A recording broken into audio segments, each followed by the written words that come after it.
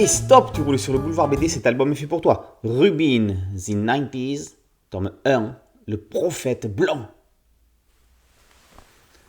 Dans le Montana, aux abords de Spring Falls City, après une panne de voiture, Rubin marche sur le bord de la route. Arrêtée par un groupe de policiers qui trouvent 10 grammes de cannabis sur elle, elle est jugée en comparution immédiate et écope de travaux d'intérêt général. Mais comment une agent du FBI peut-elle se trouver dans une telle situation ? Tout simplement parce que Rubin n'a pas encore la fonction qu'on lui connaît.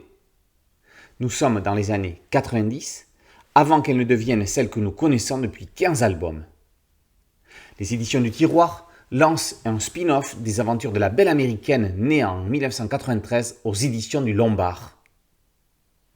Cette histoire commence en juillet 1960. Une jeune femme se fait salement larguer par son boyfriend qui la quitte lâchement pour une belle blonde.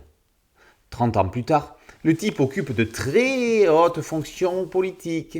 Il est vice-président et aspire à devenir le prochain locataire de la Maison Blanche.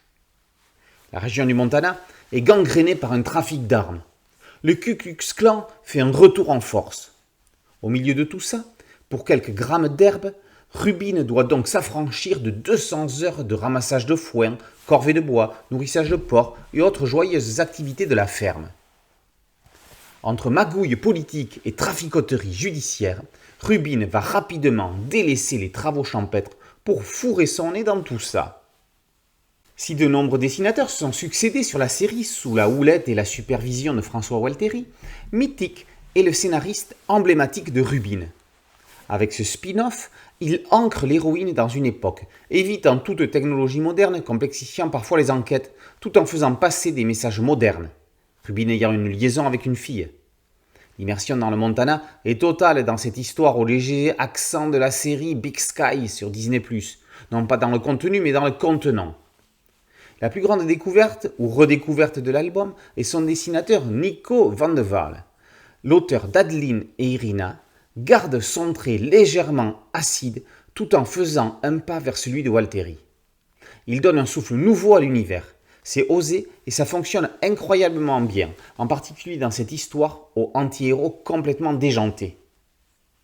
Rubin, The 90s, montre comment on peut faire du neuf avec du vieux. Les éditions du Tiroir ont grand ouvert le meuble du même nom pour en faire jaillir du franco-belge 20s en grande forme. Rubin, The 90s, tome 1, Le prophète blanc, par Mittig, Van de Waal et Walteri, est paru aux éditions du Tiroir. Boulevard BD, c'est un site dédié, un podcast audio et une chaîne YouTube. Merci de liker, de partager et de vous abonner. A très bientôt sur Boulevard BD. Ciao.